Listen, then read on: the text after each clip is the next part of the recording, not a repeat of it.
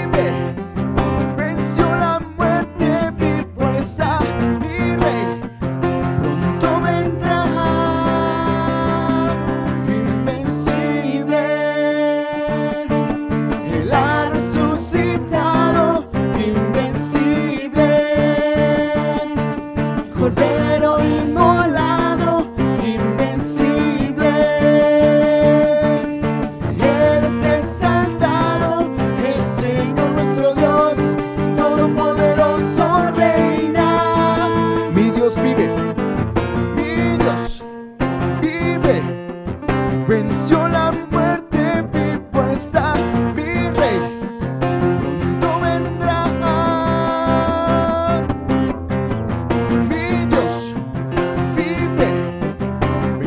la muerte, vivo está.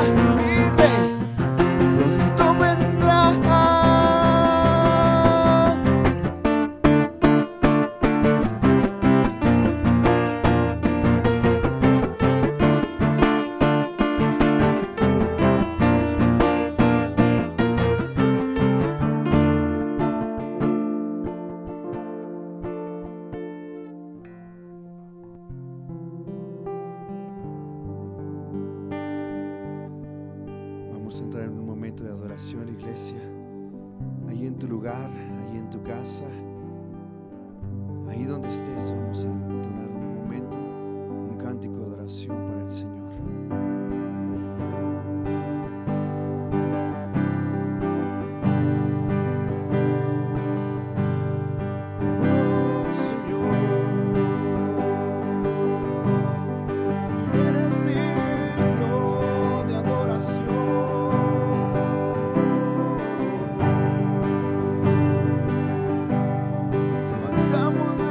Manos a ti.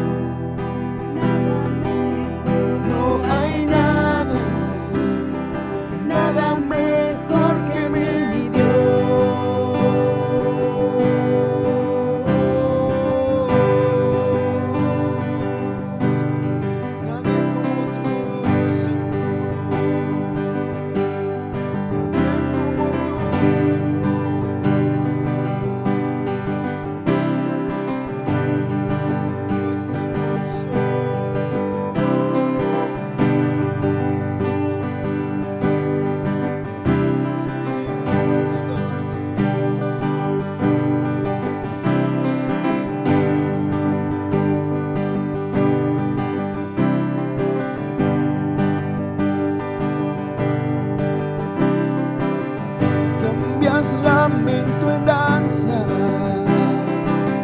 de cenizas traes vida, cambias culpa por gloria, sé que solo tú lo harás. De las ruinas y tumbas nacen nuevos jardines,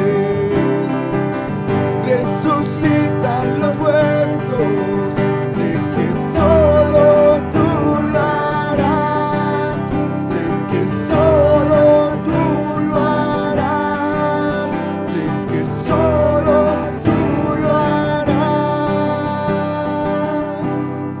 No hay nada, nada mejor, no hay nada, nada mejor, no hay nada, nada mejor que mi Dios. no hay nada, Nada mejor, no hay nada. Nada mejor, no hay nada. Nada mejor que mi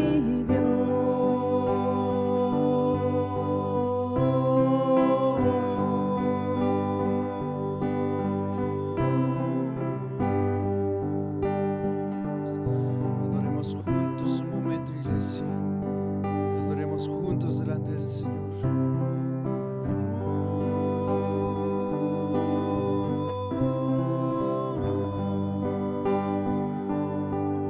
Tú eres Señor, eres hermoso, eres digno, Señor.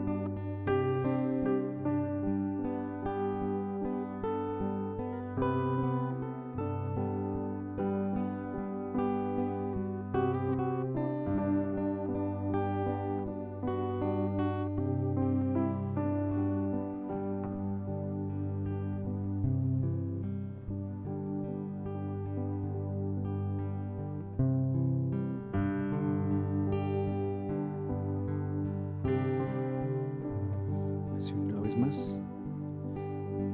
No hay nada, nada mejor, no hay nada, nada mejor, no hay nada, nada mejor que mi Dios. No hay nada, nada mejor, no hay nada, nada mejor, no hay nada, nada mejor que mi Dios.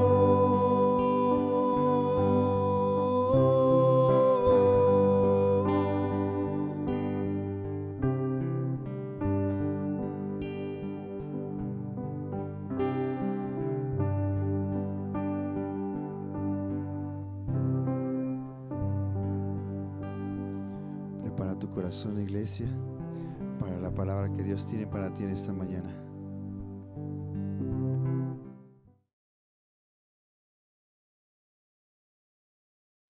Muy buenos días.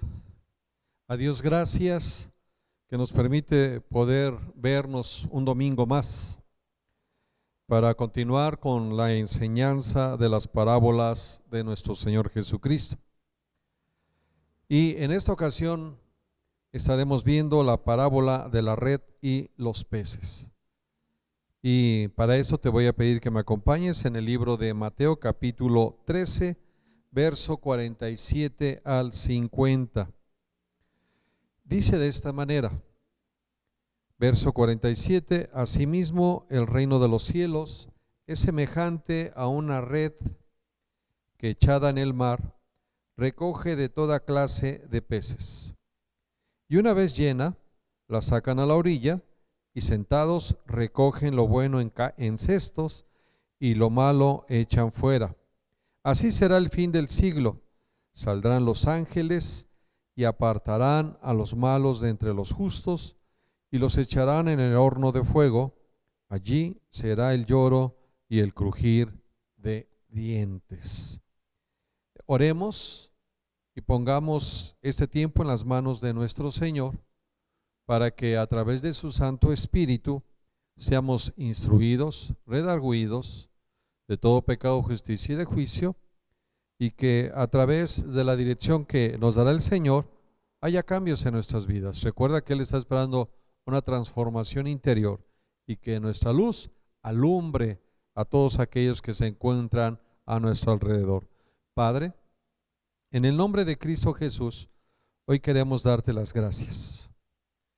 Tú eres digno de recibir toda la gloria, toda la honra y toda la alabanza, porque tú eres el único que puedes enseñarnos, puedes guiarnos y transformar nuestras vidas para bien. Asimismo, hoy queremos reconocer a nuestro Señor Jesucristo como nuestro único y suficiente Salvador para nuestra vida. Gracias, Espíritu Santo, porque conforme al dicho de nuestro Señor Jesucristo y lo que leemos en el libro de Juan capítulo 14 y versículo 16, tú sigues estando con nosotros y nos instruyes y nos conduces a toda verdad. También nos redarguyes de todo pecado, de justicia y de juicio.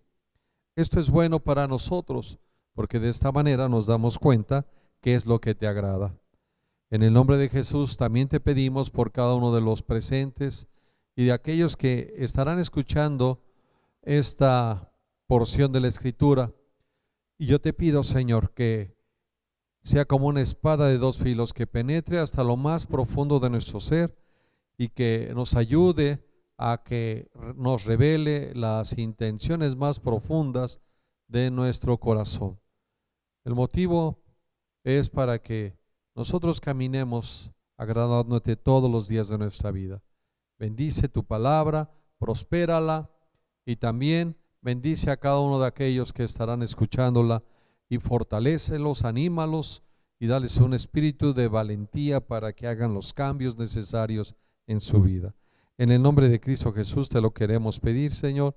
Amén y amén. Muy bien, regresemos a la lectura de Mateo capítulo 13, verso 47, y dice de esta manera: el Señor hablando una vez más, instruyendo a sus discípulos, y creo que es claro este verso con respecto a lo que Él quería decirles.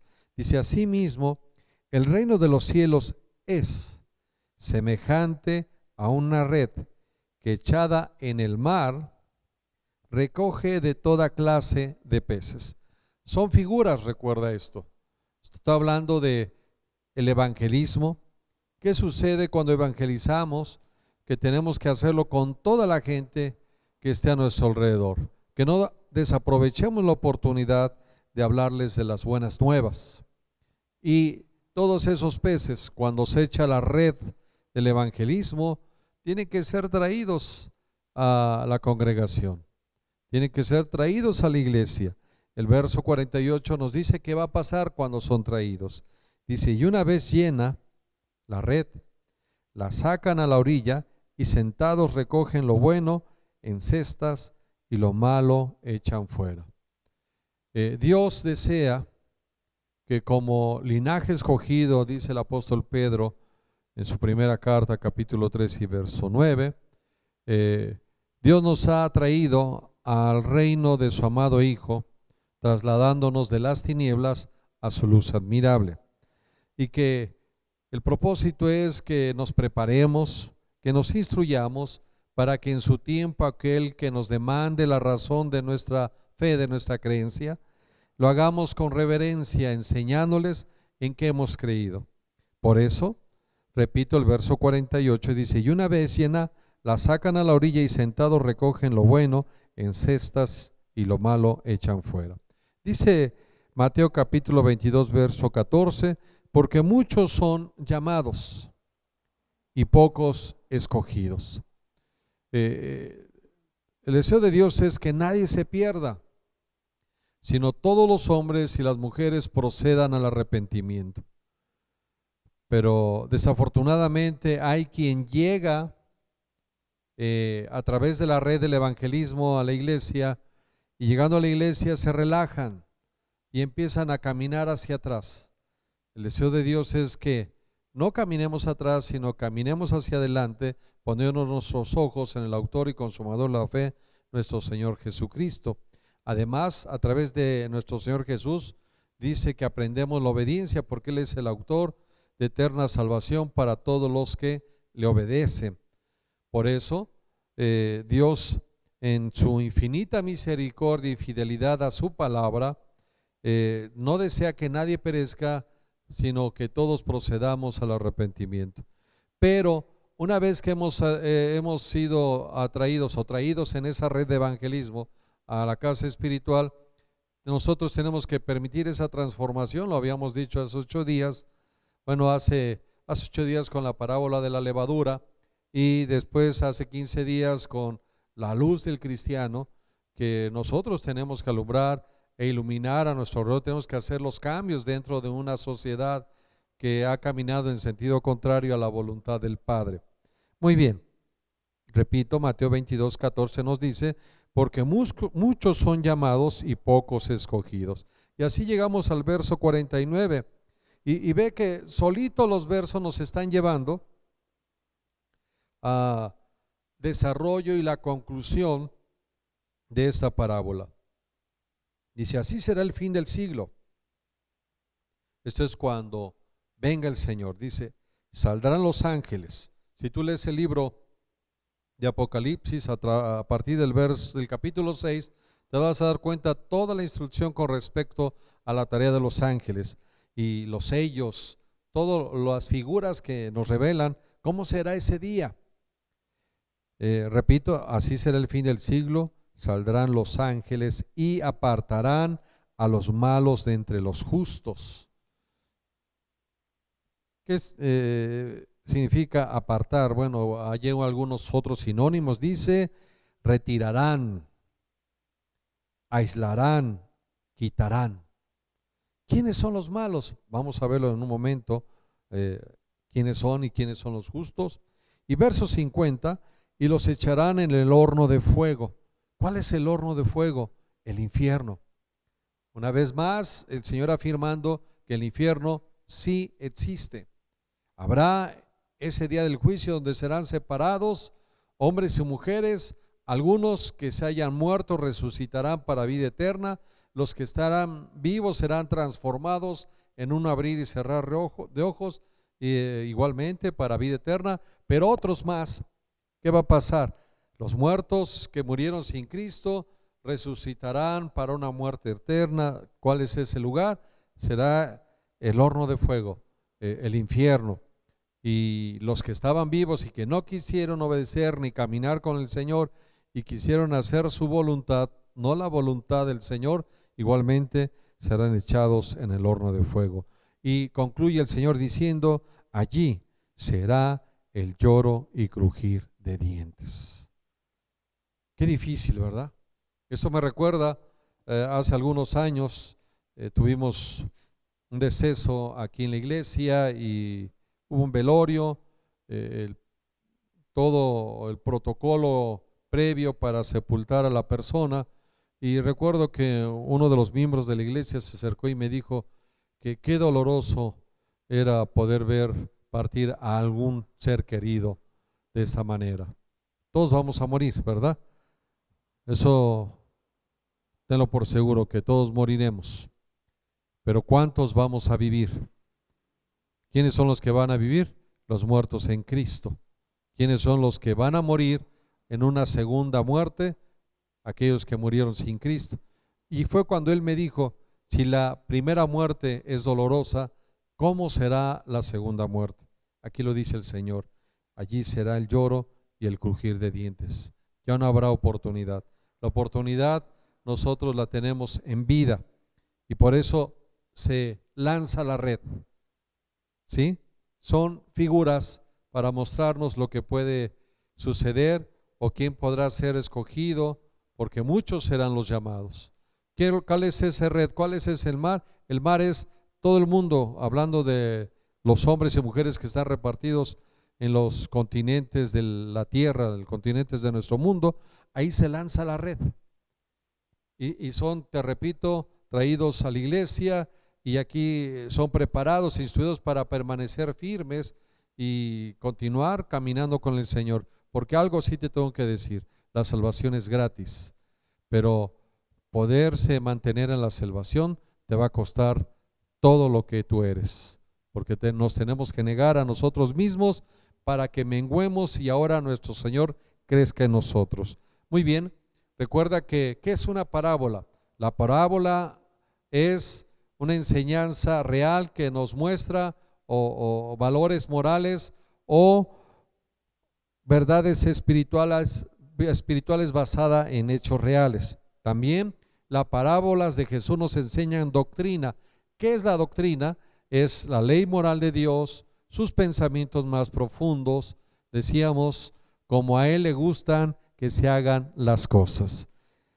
Así llegamos a darnos cuenta que el tema central de esta parábola, una vez más, es la elección de los que entrarán al reino de Dios. ¿Quiénes son los que van a entrar al reino de Dios? Los mismos versos nos dicen solamente los justos.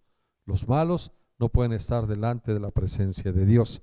A través de la figura de la red y los peces, Jesús nos habla de la depuración que habrá para su segunda venida. Es real esto, ¿eh? Por eso cada día tú y yo tenemos que estar luchando por nuestra salvación. ¿Qué quiero decirte con eso? Mantenernos en la voluntad de Dios. El mar tiene diferentes clases de peces, así también en el mundo hay diferentes clases de personas. Así también en las congregaciones veremos diferentes tipos de personas. Los peces, déjame decirte que en el tiempo de nuestro Señor Jesús, esto es lo que nos muestra o nos enseña la historia. Dice, los peces en la época de Jesús se clasificaban en permitidos y prohibidos, es decir, en puros e impuros. Todo esto lo vamos a ver en la ley mosaica, en el libro de Levítico capítulo 11, si después quieres leerlo en casa para darte cuenta que había una ordenanza con respecto a qué es lo que se podía comer del mar y qué no se podía comer. Establecía que solo podían considerarse comestibles los peces vertebrados con escamas y aletas, mientras que los demás se consideraban prohibidos. Esta es la razón de fondo del texto de Mateo 13, donde se habla de peces buenos, permitidos por la ley, y malos. ¿Sí te das cuenta? Permitidos por la ley. ¿Cómo vamos a mantenernos dentro de esa elección para cuando venga nuestro Señor Jesucristo? Pues a través de ser guiados por la ley, porque eso nos revela o nos muestra qué es lo que le gusta a Dios y qué es lo que le desagrada. Por eso el cumplimiento de la ley nos podría poner en una situación o en una condición de ser elegidos y no ser desechados en ese día. Ahora, ¿quién es el malo y quién es el justo a los ojos de Dios? Estos serían dos temas que el tiempo no nos sería suficiente, pero vamos a tratar de resumir esto. El libro de Romanos en el capítulo 3, verso 9 al 12 nos dice, ¿quiénes son los malos? Date cuenta de eso, escucha. ¿Qué pues? Dice Romanos capítulo 3, verso 9. ¿Somos nosotros mejores que ellos? En ninguna manera, pues ya hemos acusado a judíos y a gentiles que todos están bajo pecado. Como está escrito, no hay justo ni aún uno. ¿Cuántos justos hay?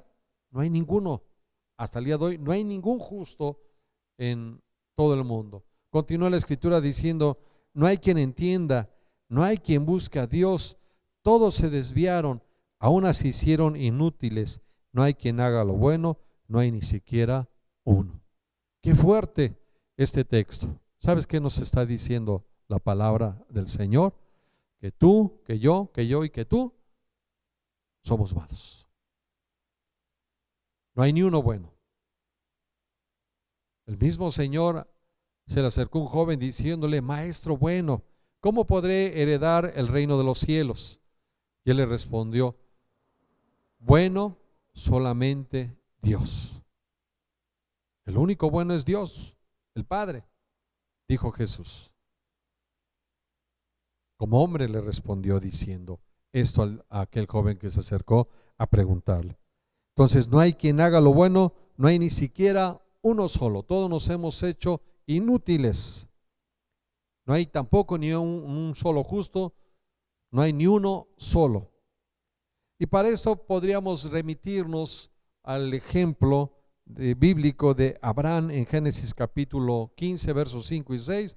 Muchos de nosotros hemos escuchado la historia o parte de la historia de este hombre que tuvo una promesa después de que su mujer era estéril y que él era un hombre de edad avanzada.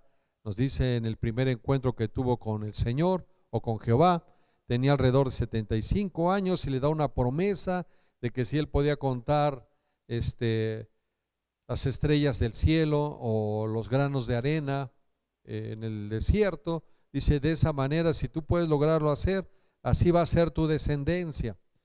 Pero ¿qué pasaba con Abraham? Decía, pues ¿cómo? Ya soy un hombre de edad, a mi mujer ya se le pasó la costumbre de las mujeres, no es posible. Bueno, tiene la promesa a la edad de 75 años y después de ello pasa un periodo de casi 25 años, llegando casi a los 100. El Señor le vuelve a recordar la promesa y lo bendice con un hijo de donde nace, de ese hijo llamado Isaac, nace Jacob y Esaú, y de Jacob nacen los 12 hijos que son los patriarcas o los ascendientes de la tribu de Israel hasta el día de hoy. Pero bueno, la promesa se cumplió. Y aquí hay una referencia de quién es el justo, quiénes son los justos. Dice en Génesis capítulo 15, versos 5 y 6, y lo llevó fuera. ¿Quién llevó fuera a Abraham de su tienda? El Señor a Abraham. Y le dijo, mira ahora los cielos y cuenta las estrellas, si las puedes contar. Y le dijo, así será tu descendencia. ¿Te puedes imaginar ese cuadro en el cual el Señor se ve con Abraham y lo saca de su tienda y le dice, levanta tu mirada al cielo y ve las estrellas del cielo, si las puedes contar, así será tu descendencia? Dios siempre cuando nos da una promesa, Él es así de práctico y de sencillo y de directo. Y yo estoy seguro que a ti te ha dado promesas, ha habido palabra profética para tu vida y que tienes que creerla. Y ve lo que dice el verso 6, y creyó a Jehová y le fue contado por justicia. ¿Qué requirió Abraham? Ver todo el proceso del nacimiento de su primer hijo o de su único hijo, ver el proceso del nacimiento de sus nietos, ver el proceso del nacimiento de sus bisnietos y esperar ver todo el cumplimiento después de muchos años de cómo crecía la nación de Israel o cómo se multiplicaba. No, él lo creyó sin haberlo visto. Él lo creyó aún al ver, él menciona su cuerpo ya casi muerto. Él lo creyó al ver la esterilidad de su mujer.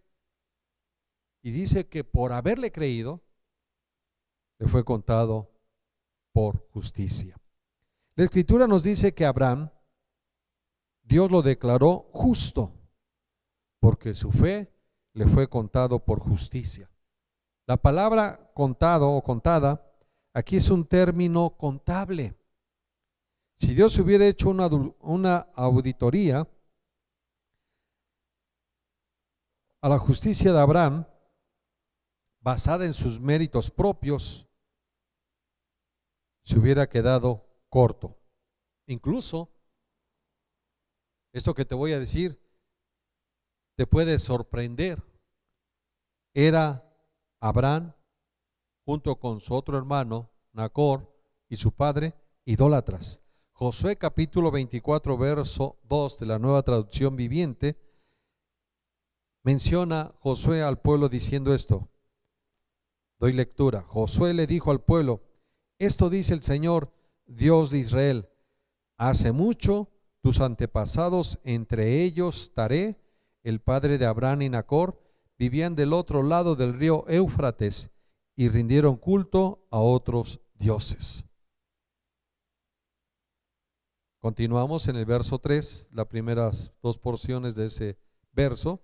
Dice: pero yo, hablando Jehová, tomé a tu antepasado Abraham de la tierra que está al otro lado del Éufrates y lo guié a la tierra de Canaán. ¿Cuál es el propósito? ¿Había sido qué? ¿Llamado? ¿O había sido pescado por la red y después fue instruido, escogido? Y Abraham creyó y dice que le fue contado por justicia. Entonces, esta porción de la Escritura nos cuenta, ahorita vamos a verlo, quiénes son los justos, pero también nos va a decir cómo fue el desarrollo de este hombre que le fue contada su fe por justicia. Dice: porque Abraham creía en Jehová, fue acreditado por Dios con justicia que no era suya, porque la justicia es de Dios. Esto es lo mismo que sucede hoy en día.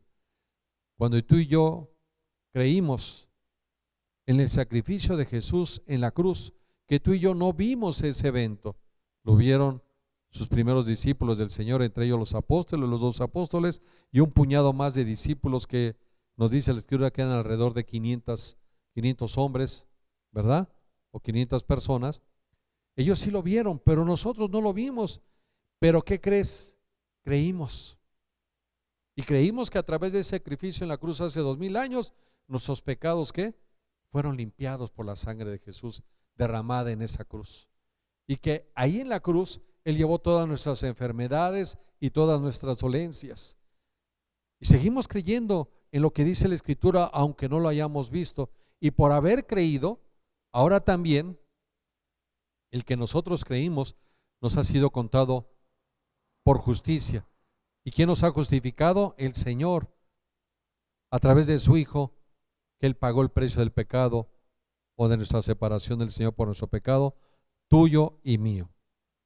Hemos sido libres. Dice Pablo a los Corintios: al que no conoció pecado, Dios lo hizo pecado por ti y por mí, para que ahora tú y yo seamos la justicia de Dios a través de Cristo Jesús delante del Padre. ¿De quién proviene la justicia? De Dios. Pero necesito creerlo y yo creer en esa y caminar en esa fe en obediencia. No por haber creído y haber sido justificado, ahora voy a hacer lo que yo quiera hacer. No, tengo que caminar en esa fe en obediencia para mantenerme en la justicia de Dios, para que ese día que llegue del fin del siglo, cuando vengan los ángeles y empiecen a separar a los malos y a los justos, nosotros seamos separados para una vida eterna y no seamos separados para el horno de fuego. Por eso tenemos que ser obedientes a lo que dice la Escritura. La invitación es para ti y para mí que leamos el manual de vida, que leamos lo que le agrada a Dios, porque aquí está escrito su doctrina, su filosofía, sus pensamientos más profundos, lo que le agrada y le gusta a Él que tú y yo hagamos. Te lo resumo: ama lo que Dios ama y aborrece lo que Él aborrece. Repito, porque Abraham creía en Jehová, fue acreditado por Dios con justicia que no era suya. La justicia es de Dios. Josué mismo nos dice: él era idólatra. Pero entonces, ¿qué fue el primer llamado para Abraham? Y que lo leemos en el libro de Génesis, en el capítulo 9, el Señor lo llamó de su tierra y de su parentela y le dijo: sal de tu tierra y sal de tu parentela a la tierra que te mostraré, en la cual la heredarán tus descendientes. Y él lo creyó, aún no teniéndolos. Podríamos tomar otro ejemplo presente, ¿sí? Se dice que durante la crisis económica de 1930, a un juez le fue presentado un hombre que desesperadamente había robado pan para darle de comer a su familia hambrienta. Conforme el hombre explicaba su historia, el juez sintió simpatía por él, pero la ley no le dejó al juez ninguna opción. Tengo que castigarte. La ley no hace acepción de personas. $10 o 10 días en prisión. Luego, movido por compasión, el juez sacó $10 de su propio bolsillo para pagar la multa. El hombre dependía del juez para hacer algo que él no podía hacer por sí mismo. Y haciendo esto el juez, el hombre fue contado como justo en relación con la ley.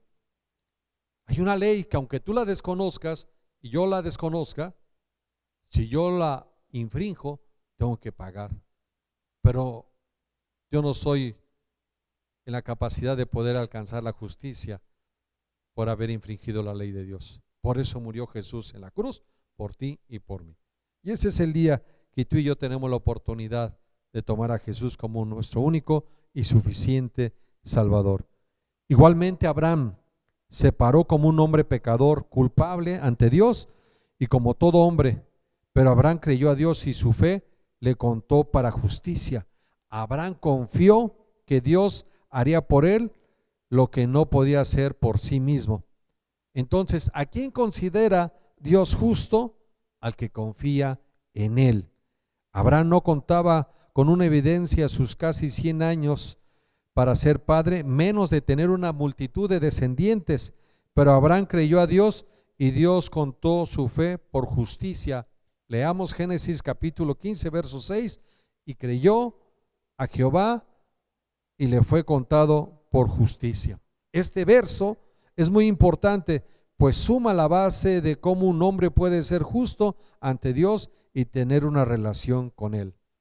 Concluyo, mucha gente trata de hacer por sí mismo lo que solo Dios puede hacer por el hombre. Ahora, ¿piensas que puede ser suficiente bueno por sí solo para ser justo delante de Dios? No. ¿Sabes qué nos dice Efesios capítulo 2, verso 8 al 10? Y voy a concluir con esto y una oración. Porque por gracia sois salvos por medio de la fe, y esto no de vosotros, pues es don de Dios, no por obras, para que nadie se gloríe, porque somos hechura suya, creados en Cristo Jesús para buenas obras, las cuales Dios preparó de antemano para que anduviésemos en ellas. ¿Quién nos creó? Dios. Y en este nuevo nacimiento intervino nuestro Señor Jesucristo para que tú y yo ahora practiquemos buenas obras. Y si no las estás haciendo, hoy es el día para que tú le pidas perdón al Señor y digas: Señor, yo quiero ser parte de esos escogidos. Yo no quiero ser separado y echado al horno de fuego. Por eso, el arrepentimiento nos pone a cuentas con el Señor para caminar ahora en obediencia y conforme a su voluntad. Repite conmigo: Padre, en el nombre de Cristo Jesús, hoy quiero pedirte perdón por mis pecados. Reconozco que he seguido haciendo mi voluntad y no tu voluntad. Ha sido por ignorancia, pero la ignorancia no me va a librar del horno de fuego el día del fin del siglo. Por eso hoy te pido que me perdones y te pido también que me guíes a través de tu Santo Espíritu para caminar en obediencia, haciendo tu voluntad todos los días de mi vida. En el nombre de Cristo Jesús te lo pido, Señor. Amén. Muy bien, hemos concluido. Que Dios te bendiga y nos estamos viendo la próxima semana. Bendiciones.